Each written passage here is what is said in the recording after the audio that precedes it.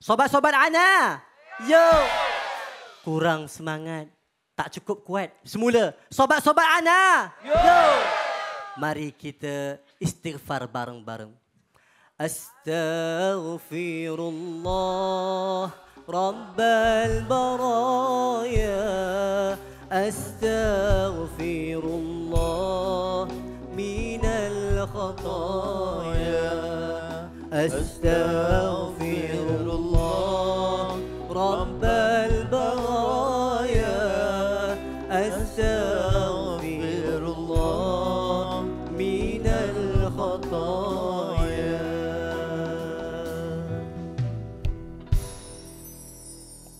Bismillahirrahmanirrahim. Assalamualaikum warahmatullahi taala wabarakatuh. Alhamdulillah wassalatu wassalamu ala Rasulillah. Para penonton, para juri dan para komentar yang saya kasihi. Sebagai manusia, sebagai insan yang kerdil, kita tidak akan terlepas daripada melakukan kesalahan dan dosa. Sebagaimana sabda Nabi SAW, kullu bani Adam khatta'un wa khairul khatta'ina at-tawwabun. Setiap anak Adam melakukan kesalahan.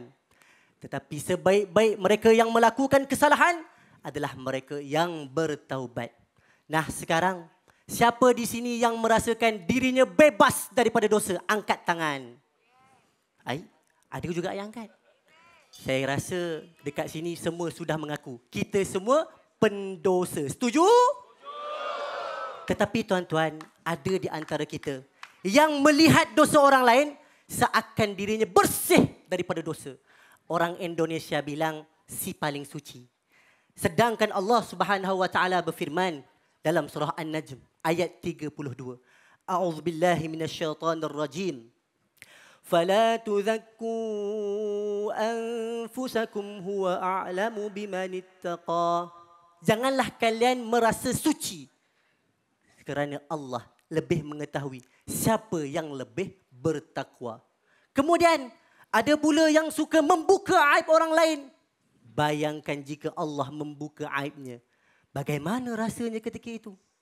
Pasti malu. Ingat Nabi SAW pernah bersabda, wa man satara musliman satarahullahu yaumal qiyamah. Barang siapa yang menutup keaiban saudara muslim, maka Allah akan menutup keaibannya di akhirat kelak. Sobat-sobat Ana, yo. Janganlah kita membuka aib dan menghina mereka yang pernah melakukan kesalahan.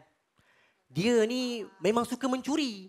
Tengok muka pun tahu. Pencolong, astaghfirullahalazim.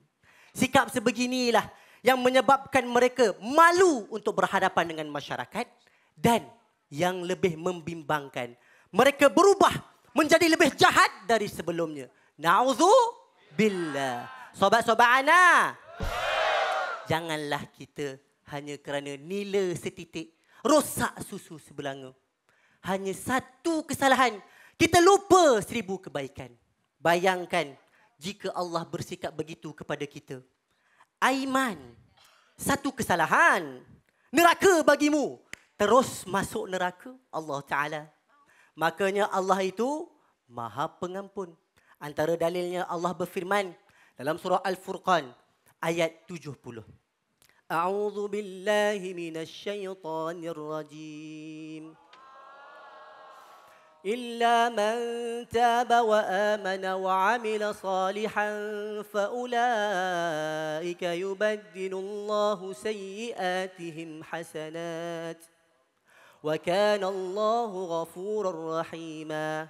Kecuali mereka yang bertaubat, beriman dan beramal saleh, maka Allah akan menggantikan kejahatannya dengan kebaikan. Sungguh Allah Maha Pengampun lagi Maha Mengasihani. Nah, Allah pun mengampunkan kita sebagai hamba. Apatah lagi kita. Tugas kita sekarang, jaga hati. Supaya memaafkan, menasihati dan tidak memandang mereka dengan pandangan yang jelek. Jangan sombong, bergaullah dengan mereka. Nabi SAW pernah melarang beberapa perkara. Di antaranya, wala tadabaru. janganlah saling membelakangi, yakni tidak mahu bertegur sapa. Tapi Ustaz, tak ada tapi-tapi. Ini perintah Nabi. Sedap pula bunyinya. Tuan-tuan, ingat, Saidina Abu Darda pernah berkata, yang aku benci adalah perbuatannya. Jika dia meninggalkan kesalahannya, maka dia adalah saudaraku. Maka kesimpulannya yang pertama, bersyukur kepada Allah. Kerana Allah masih menutup keaiban kita. Yang kedua, lihatlah dosa kita terlebih dahulu sebelum melihat dosa orang lain. Dan yang ketiga, bencilah dosanya, bukan pelakunya. Bisa enggak? Bisa enggak? Daun limau, daun selasih.